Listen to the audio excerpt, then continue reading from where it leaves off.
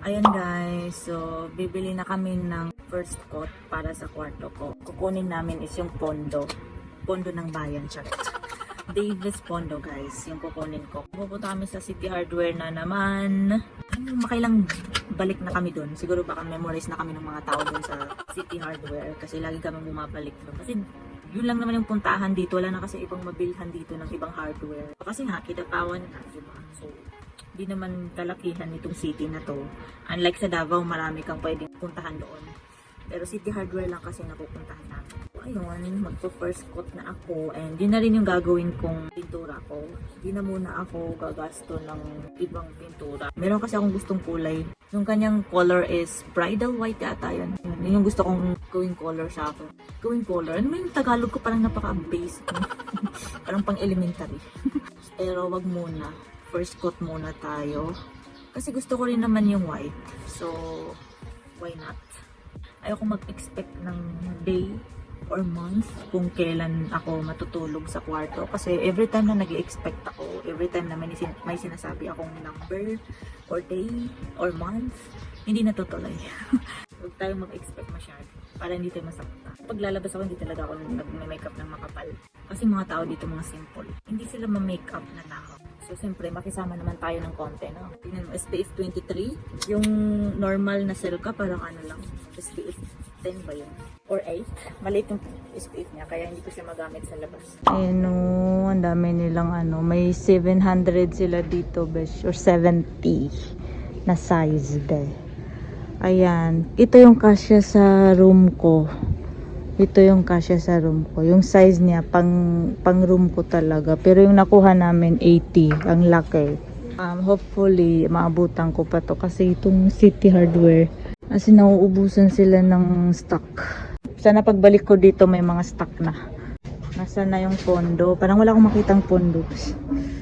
Ayan guys, ito yung hinahanap ko, pondo.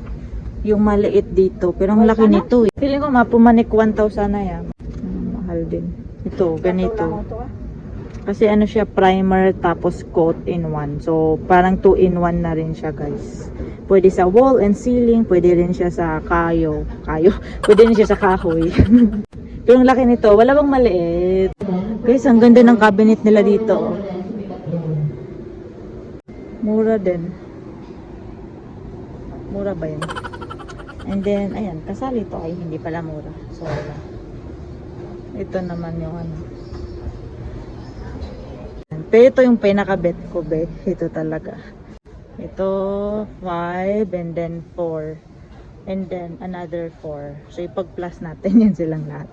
Soon, but not now. Kaya nga soon.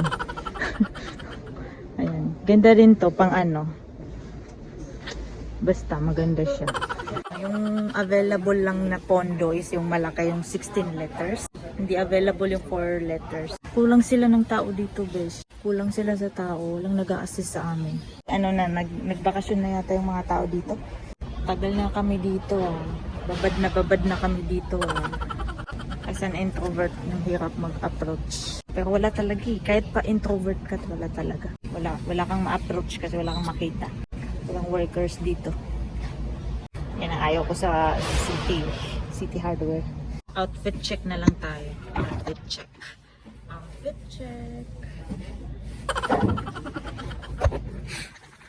Mag-ano tayo dito. So, walang pumapansin sa atin. So, mag-content na lang tayo dito. Wala rin namang tao. Kasi wala naman talagang tao, walang staff eh.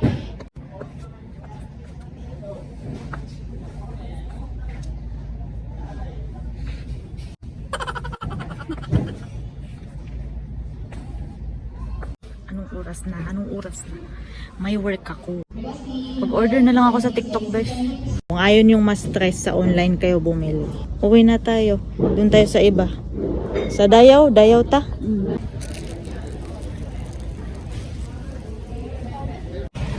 Hindi lang halata, pero sobrang stress na. Init sa Kidapawan. Sumasakit na yung ulo ko, nakaka-high blood na ako. Pati dito, walang pondo. Walang pondo. Hello guys, don't mind my makeup. Hindi naman to clear sa work na sobrang kapal. Pero dito sa camera, sobrang kapal niya. Pero sa work, hindi naman siya makapal.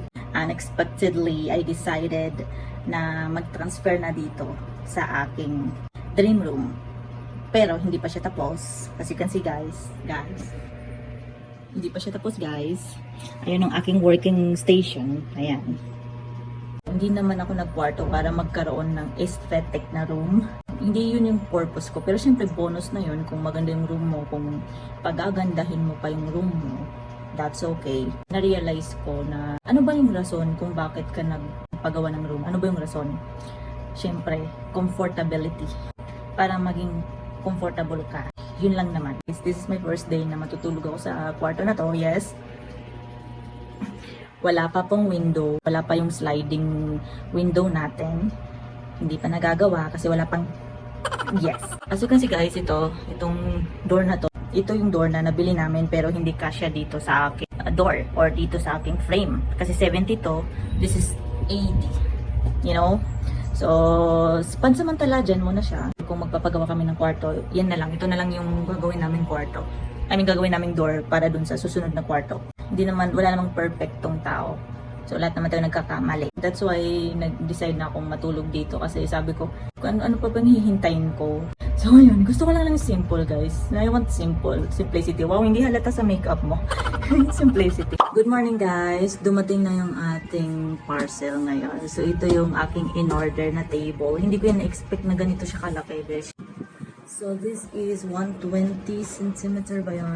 Okay, guys. So, medyo na-stress tayo ng malala. Na-stress ako kasi nalito ako. Alam mo, hindi lang pala nakakapagod to. Nakakalito din. Kasi ganito kasi yung nangyari. Ito na, ilagay ko na to. Ito. Kasi ito yung parang ano niya. Ito yung parang stand niya. Ito yung nagpapatibay sa paa niya. Sorry sa kalat. So, ito guys. Ito. At saka ito. Walang ganito. Wala siyang ganito. So, ang hindi ko maintindihan, para saan ito? Kasi ito lang yung binigay nila guys. Ito lang. Look at this. Yan lang. Hindi sila mahaba like this. So, tinakay ko siya dito. Siguro baka dito siya pwede. Pwede sana. Kaya lang, walang mga butas itong dito. Wala silang butas. Dito, walang butas. Wala ring butas. Paano ko sila ilalagay dito? Kung walang butas itong dalawang to. So, anong purpose nito?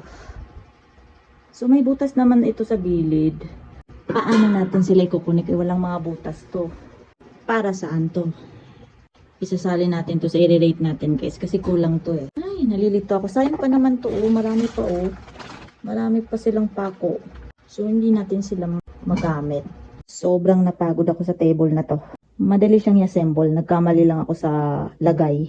Kasi naulit ko yung iba. Tsaka nakakapagod siya be sa kamay. So, kung hindi malakas yung kamay mo, matatagalan ka. Mahaba siya, besh. Okay lang. Hindi siya magalaw. Steady lang siya. So, yun. Maganda siya, guys. I love it. Sorry nga pala sa kalat, kasi alam nyo na, kakalipat ko lang dito. So, hindi pa maayos ang ating kwarto. Bukas naman, yung i-unbox natin is yung aking spring mattress. Ito, hindi pa natin to nalagyan ng electric. Dito rin ako na problema kasi wala, diba as you can see, wala nang electricity. Wala pang bintana. Alam mo naman, yan ang pinaka-importante, ang bintana. Kasi kahit wala kang ilaw, basta may bintana ka, di ba, safe ka. Ako to, okay.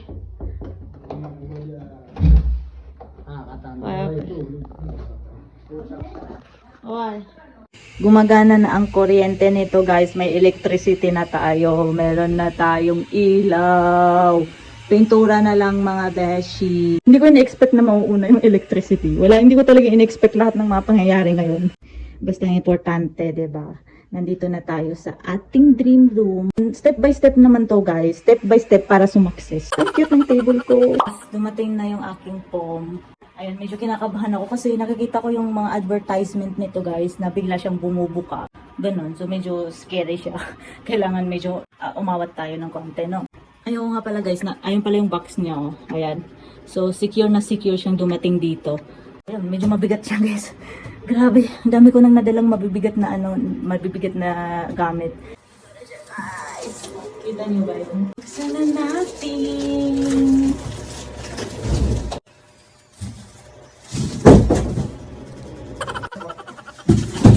Ito na siya guys. Ito na. So yung kinuha ko guys ay single 36 by something cm. Uy, meron siya ganito eh.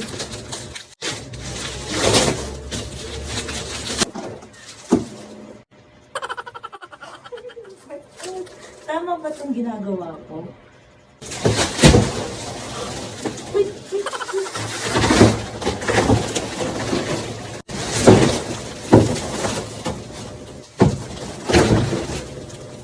Rinig niyo yun?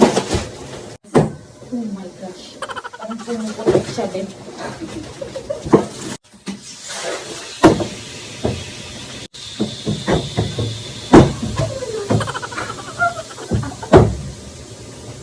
Guys, anong sound yun? Eh, sorry na sa ingay ah.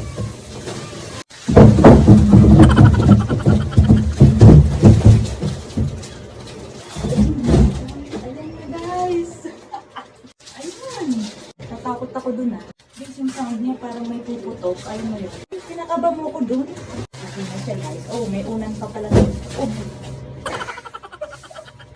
Ayun guys, so nakita niyo ba yung ating unboxing? Sana na-clear ninyo. Naka-vertical nga lang siya. Hindi guys, so ang ano lang niya guys. Hindi mo nahahawakan yung spring niya. Wala akong nahahawakang spring. Ayan guys, dumating na ang ating Davis Pondo, ang pinakahinihintay ko. Ito talaga yung pinakahinihintay ko na parcel na dumating. Look at that. Ang dilim ng aking kwarto, kaya gusto ko nang magpintura. Good morning! So ayan guys, magpipintura na tayo. So tutulungan ako dito ni na Papa magpintura kasi ang laki ng kwarto na to. So hindi ko to kaya ng mag-isa. So buti na lang yun, tutulungan ako dito ni na Papa magpintura para matapos na rin siya guys.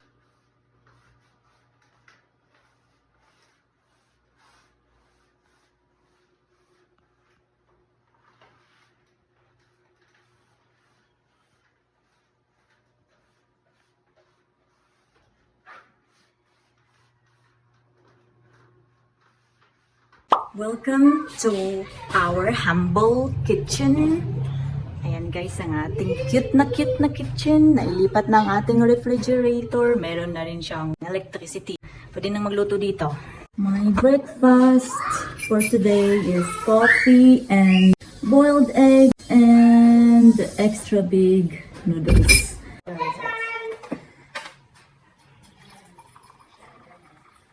Kukuha tayo ng ating kuha tayo ng bigas. Doon tayo kakain sa kwarto. Kasi maraming lamok dito guys. Kasi nga open area eh, di ba? Guys, nandito na tayo sa room ko. Ano bang nangyari sa ano natin? Ayan. So this is the update of my room. And I'm so thankful sa aking bunsong kapatid at kina Papa. Kasi isa sila sa mga tumulong sa akin na pinturahan itong kwarto na to. Kaya thank you sa papa ko at saka kay Bunso. At saka yung mama ko tumulong din siya. At syempre ako rin. Ako yung mga nag-review. Ganun. Ako yung nag-review ng ano. Kasi nire-review kasi to eh. Hindi to agad-agad. Makapal na. Yung guys, ito yung ating ano. Room. Diba? Dati ko nang sinasabi na gusto ko ng white room. Gusto ko nang makulayan itong room na to. Kasi parang ang dilim-dilim. Alam mo yung feeling na kahit na may ilaw, sobrang dilim pa rin. Pero ngayon, sobrang liwanag na niya. Ayan. So, naaalala ko dito yung kwarto ko sa, yung bahay namin sa Marawi. So, naaalala ko yung kwarto ko doon, sa kwarto na to. Kasi nga, yung kwarto ko doon sa Marawi. Ganito din yung kulay. Ganito rin siya. White din siya. Full of white. Pero yung ating pintuan, hindi ganun kaganda. So, yung ating pintuan ay napakasimple lang. Pero yung pintuan ko dun sa Marawi, ang ganda ng design. Ganito yung design niya guys. Ganito talaga. Yung pintuan ko sa Marawi, ganyan talaga siya. Tapos kinulayan namin ng Angelic yata yung pangalan ng kulay na yun. Pero dito sa, ano, simple lang naman yung bahay. Pero ang pinagkaibahan ng kwarto ko doon sa Marawi at saka dito, malaki yung space dito kumpara doon sa Marawi. So, pero same vibes lang naman be. Same vibes lang na white. White yung kwarto ko. Kasi mahilig ako sa white. Wala pa tayong window kasi yung window natin hindi pa pumupunta dito. So, kailangan pa silang puntahan doon, mga ano, VIP. So, kailangan pa natin silang puntahan para i-install ang ating window. Sobrang kalat pa sa baba. Incomplete pa itong mga gamit ko. Tapos, wala pa akong cabinet. As you can see, dito ko sana ilalagay yung cabinet ko pero wala pa akong cabinet. Na-mention ko sa inyo na ang gamit kong paint ay yung Davis Pondo. Ayun siya guys. So parang ano na rin siya guys, parang first coat plus pintura na rin, ganun. So ayan, sobrang kapal pala niya. Pero na-stress ako nung first kasi nga medyo parang ang nipis niya para sa akin. Parang nakikita pa rin yung mga itim-itim dyan. Kailangan pa lang natin siyang hintayin mag-dry. Nung nag-dry naman siya, okay na siya ngayon, no? Ang kapal na niya, di ba? Wala na kayong nakikita mga black-black dyan. Ayan. Tapos ito yung aking office area. Ayan, office area. Sobrang simple lang naman. Malapit sa aking bed. Ayan. Ito naman yung bed natin. Sobrang kalat. Sorry na po. Ayan. Sobrang simple lang kasi mahilig ako sa simple lang eh. Ayoko nang anuhin to, lagyan. Gusto ko lang minimalist lang guys. Ayoko nang bumili ng kung ano-ano pang mga eme-eme dyan. Parang okay na ako dito na may white. Ayoko nang lagyan niya ng mga wallpaper or mga anything na mga frame dyan. Huwag na. Okay lang yung ko na lang, yung graduation frame ko na lang. Same issue, yun na lang yung ilalagay ko, kahit yun lang. Ayun guys, kumain na tayo kasi sobrang gutom na ako. Guys, alam nyo guys, no, sobrang hangang-hanga din ako kina mama kung paano nila natitake, alagaan yung mga pamangkin ko. Kasi ang iingay nila, tapos ang kukulit. So medyo, minsan nakukulitan ako sa kanila, sa mga pamangkin ko. Tapos ang iingay pa nilang umiyak. Grabe sila umiyak kasi parang, alam mo yung, ang tahimik dito sa bahay. Tapos, ang lakas-lakas nilang umiyak. Na-amaze din ako kina mama. Kasi sila yung nag-aalaga. Yung, syempre, as a lola, as a lolo. Minsan, hindi mo rin matiis yung anak mo. Kasi nga may trabaho yung anak mo. So, walang mag-aalaga sa mga apo nila. So, sila na rin yung mag-aalaga sa mga apo nila. Pero, sorry siguro hindi talaga ako pwede sa mga bata. Pero ako, hindi ako nananakit ng bata. Naiinis lang ako.